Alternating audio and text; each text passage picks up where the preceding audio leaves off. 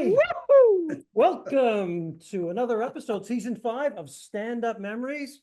And boy, do we have a great guest. Yes, we But do. first, we should introduce ourselves. Hi, I'm Jackie. That's not what I meant. What I mean is, I am Peter Bales, and you are, of course, Jackie the. Joke Man Martling, and this is Stand Up Memories, season 5, and we're very excited Yes. to be back at it. And we thank you for tuning in or watching or whatever you do. And our very special guest is Bobby Collins, who, I don't know about you, but I go back with you to Dixon's White House Inn. Oh my God. Dixon's White House Inn, where Eddie Murphy and Dave Hawthorne and Rob Bartlett and Minervini And Bob Nelson. Yeah. Great times. Well, I met Minervini, and he talked me into coming over to Dixon's to try and play my guitar and tell some jokes. And I'm about to go out and do that for the first time ever. And I'm just about to get introduced. And Jim Myers pulls me aside and he goes, I don't think they're going to buy your shit. And I never forgave him. And I remember you very clearly from back then. Oh, that's where I drove in from Manhattan out there. There was no place, it was the only place on Long Island until we started doing, producing shows. It was great. And you have gone on to ridiculous success. I think comedy legend is fair. Super duper duper. Well, him too. Success. I was talking about him. Oh, all right.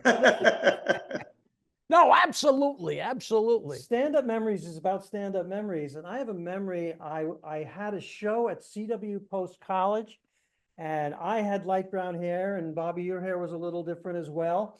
And he came out on the train for $75, and we had a blast, and the audience had a blast, and you were working it out. And I'm sure you remember those days, the starting out, how difficult it was. But look how we traveled and did our gigs, right? We were educating ourselves, but we're educating the audience to face this way and laugh. And, it was exciting. We did, this is our 5th season, and the first 25 episodes were just me and Bales telling each other stupid stories from yesteryear. Finally, we said, well, we better talk to somebody else because we're pretty sick of each other. But I remember Long Island. I loved Long Island. I still do. I miss it. I'm going back out there. I do that Sag Harbor, the Bay Street Theater. I do, a lot of theaters. I love them. I love Long Island. You have a serious following on Long Island. Yeah. And we should plug one of your upcoming dates at Governor's in Levittown. Now, you are there at the end of November, right? Yes, just the night, the day before Thanksgiving or after Thanksgiving. All right. Well, every year for 35 years. Oh, I love it. Jeez. Govs.com, Bobby Collins. You'll see him there. If you haven't seen Bobby Collins, you got to see him. I've known Bobby since he was starting out, and I've known Bobby packing the place as the headliner. Open for you quite a number of times. Always had a great time off stage and on, because you get great crowds. And I don't think you're faking it. I think you're having genuine fun up there, or it wouldn't work. It gives me the oxygen to live. It just does. It just makes me feel like, I need this. Thank God I went into this field 44 years ago, and I met a lot of wonderful people. You meet some jerks, but that's just natural. And then you just keep going, and you look to get on that stage, just to make your heart feel good. Right. You don't do it for however long. All of a sudden you get a little edgy and a little weird, like, what's wrong? And all of a sudden you go on stage and they start laughing like, right. That's the problem. That was the problem. Totally. But way back when it really kicked into gear with like the East Side Comedy Club, Chuckles, that's when things really got rolling out here. And it was just really exciting days, fantastic. And then I'd go in to do Catch a Rising Star and the Improv. And I mean, I knew all the comics, but I ran. I didn't hang out. I just ran to go do other sets to get better. How many sets did you do in one night? My most is 6, and it was in Manhattan. And you forget in the set that you're doing, whether you said it in that set or in another set, Right. you can't even remember what you're saying. I've done probably about four or five, but I didn't run around. I mean, I did Manhattan, here, there, up, downtown, second show, that type of thing. Caroline's, that close. Oh yeah. Oh yeah. Yeah. Now, tell me, you have not for a moment regretted, you were working in fashion Yes. and How'd you know that? away from the money towards what might very well be no money, towards stand-up. But you haven't regretted that for a second, have you? Not in a second. Matter of fact, some people contact me a lot, or they come to shows and they go, "Didn't you work at Calvin Klein?" And I go, "Yes, I did. I did. I got the job there when I was selling jewelry to the people up in the garment center. And one of the places, and the head guy called me in and he said, 'Hey, we'd like you to work for us. Would you consider that?' I thought that was the worst, going there. But I said, 'How much?'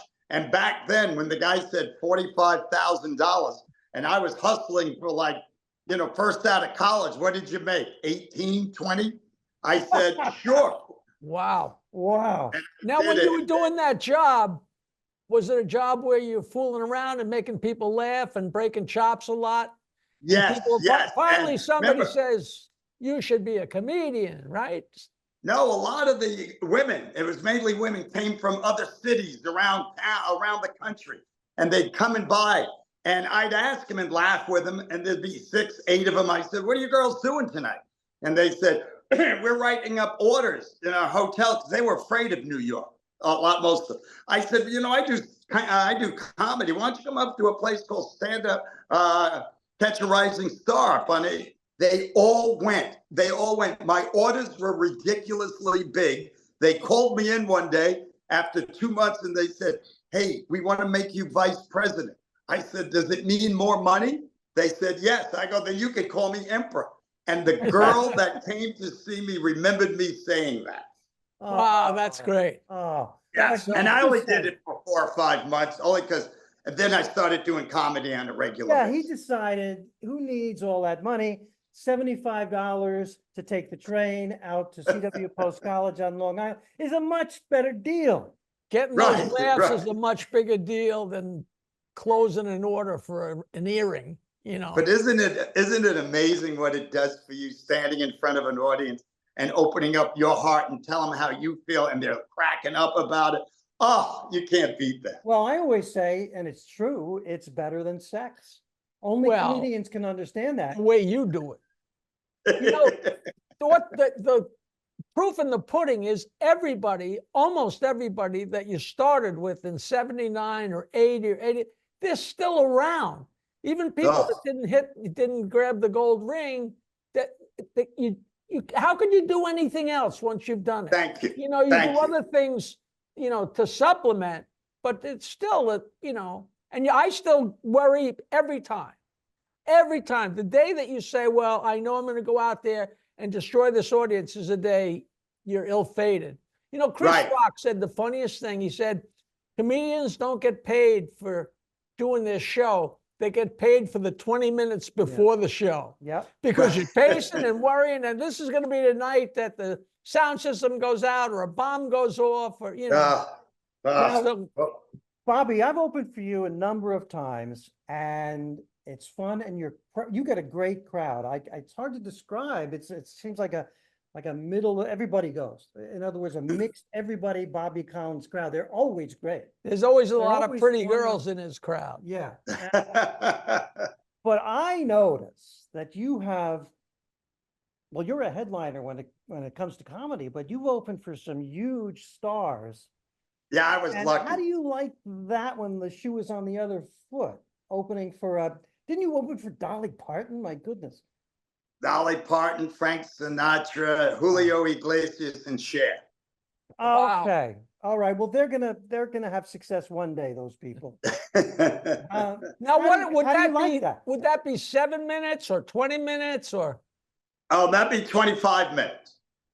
Because I've heard all the stories about, the headliner saying, take out this joke, take out that joke, because they didn't want to No. follow.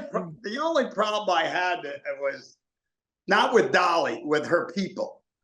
I was working for Frank Sinatra, and then we had 2 weeks off touring with him, and they called up and they said, hey, could you go over to Dolly? She's in Atlantic City. And I go, sure, how much? Because it's a business, you know. Yeah. So I said, sure. And I went over there, and she was really nervous because she's used to the South. She thought, you know, New Jersey, Atlantic City was like New York City, and people are going to judge her. I go, no, they're going to love you here, you know. And her band was phenomenal, all Southern guys. And then I went out and did my gig, and I had a ball. It's Long Island. I mean, it's East Coast, New Jersey, Northeast, right? Jersey. And then I went back into my dressing room, and I was changing because I wanted to go down and watch Dolly Parton, you know. And I was changing, and her girl came in my room, and she said, hey, Dolly really enjoyed your show. I go, oh, thank you. She goes, but just one thing. And I go, what? She goes, you know, can you tone it down a little? And you know what that is to a comic. I didn't swear or anything. They go, no, but we just see, meaning she's the headliner, you're the comedian, you're opening for her. And I was like looking at her like, I'm a comedian. That comedian does one thing, she's the singer. So I said, okay, sure.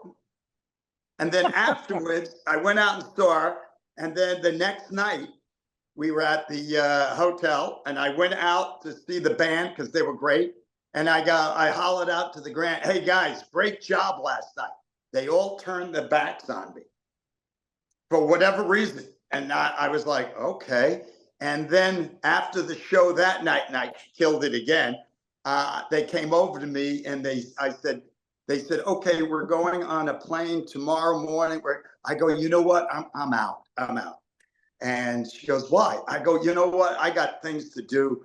And then Dolly came over to me, and my agent at that time, Steve Levine from ICM, called me. He goes, Bobby, do it for the money. You got 2 weeks. You can make X amount of.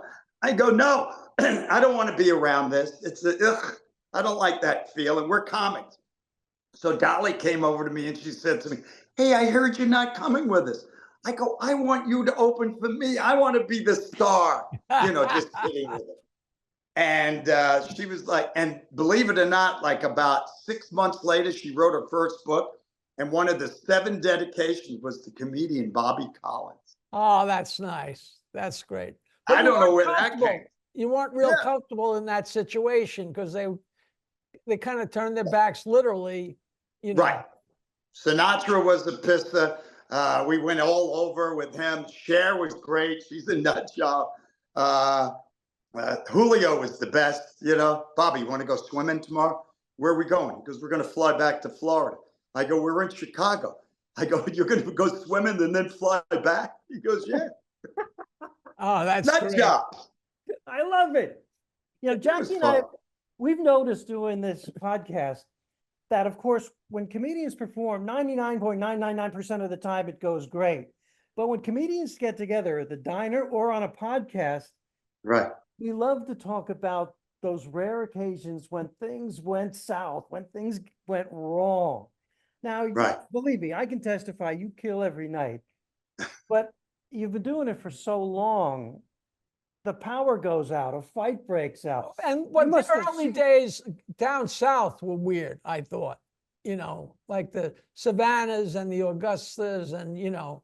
Right. Well, I think just even today, what's happening in our world, you know, it's one flew over the cuckoo's nest. People are concerned of politics. We're from New York. When the government shut down, we never knew it was open.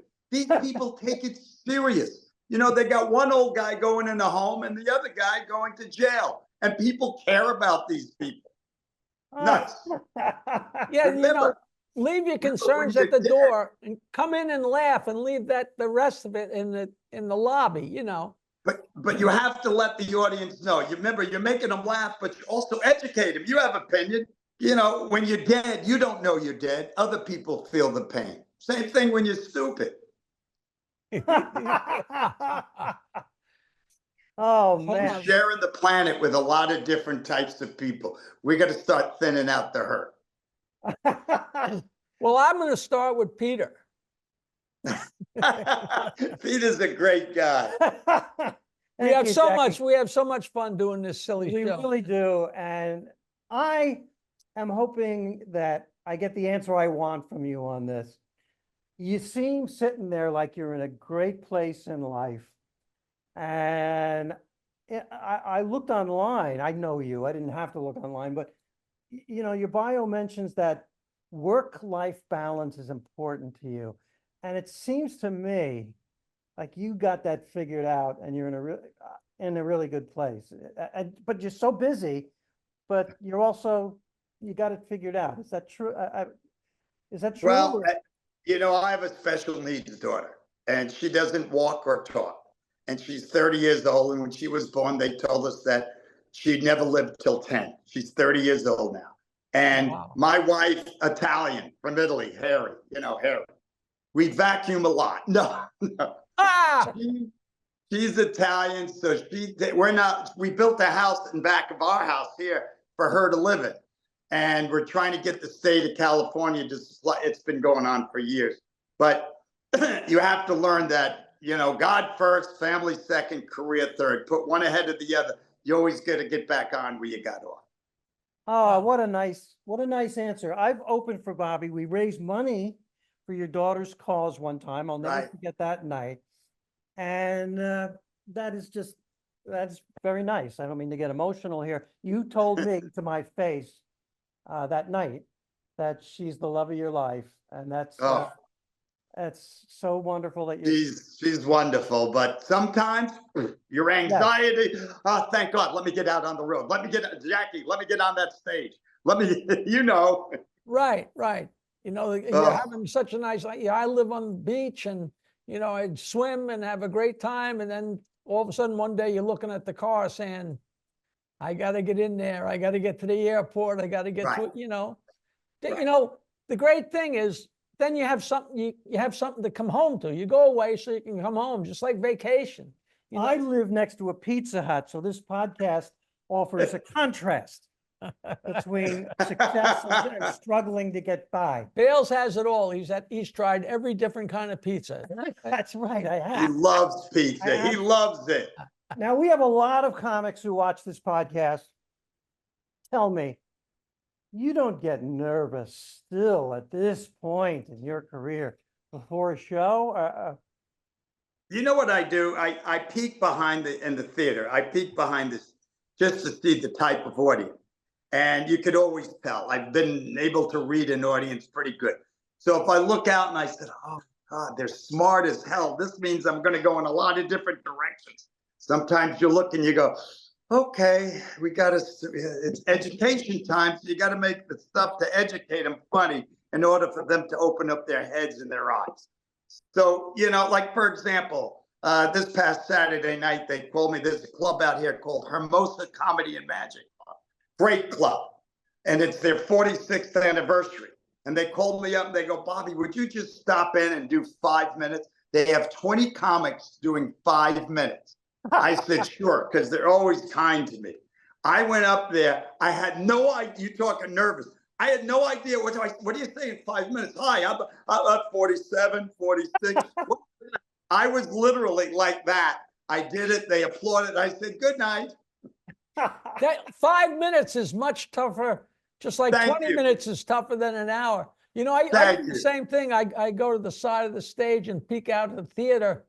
But then at some point I realized that I can't even see the seats. I'm so blind now. So I'm looking at a blur going, yeah, that's a good crowd. You know, I know what direction, you know. Don't you hate? You know, one thing I'm lucky about, a lot of the owners of these or the guys that run these theaters say, Bobby, I got to tell you, when you're here, we get the most variety, young, old, older.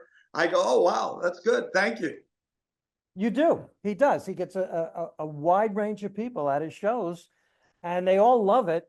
I was going to say, don't you hate when venues that you love and you play for a long time close down? You know who we had on our podcast in one of our earlier seasons?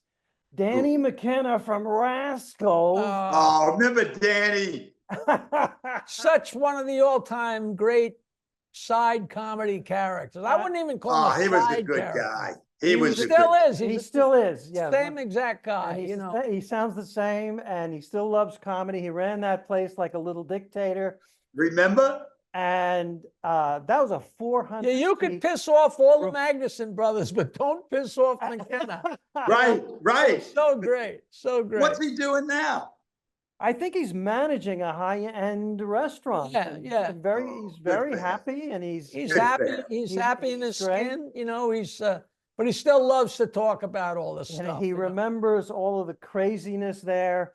And I must have seen you so many times at Rascals, just destroying the 400 people. Oh, Ah, we loved Rascals. Remember, that's where it was. That was our base club where we all really started. Yeah, two- yeah. When you have that, 250. you know, when you have those 400 people in that rectangle going, there was nothing like it. I mean, they I know. bounced off the walls. I just loved it there. Just loved it. Oh, what a great room. oh, absolutely. Absolutely. You think New Jersey, you think Rascals, you think Long Island, you think Governors. Right? And you try not to think Jim Balazzos. All these bookers and What's the place in Brooklyn? I never played it. People ask me if I ever played it. Pips. Never played it. Well, probably that's good. You didn't get any injuries, physical injuries from the audience that would get impatient. That was an odd one. For me, that was Is that right? That was a 6-beer drive for me. And that's Ugh. just to get there. Listen, we're getting the flag. You got to promise us that we can do a sequel to this. Oh, We'll do it. We'll talk more and we'll have some fun, guys. It's a pleasure to see you two. you look great. You look Thank so comfortable there in Southern California. And You look very healthy. We have to say goodbye or Okay. it cuts off. So goodbye. Goodbye. Now we can keep going. Bobby Collins, honor to have you on the show. You are out there still killing them. And I look forward to our next episode with Bobby And Collins. say hello to anybody that we know. And, you know, I will. And people always come over to me. We know them all. We know them all. it's great. Thanks, Bobby. Thanks, All right, guys. man. Thank you so Take much. care.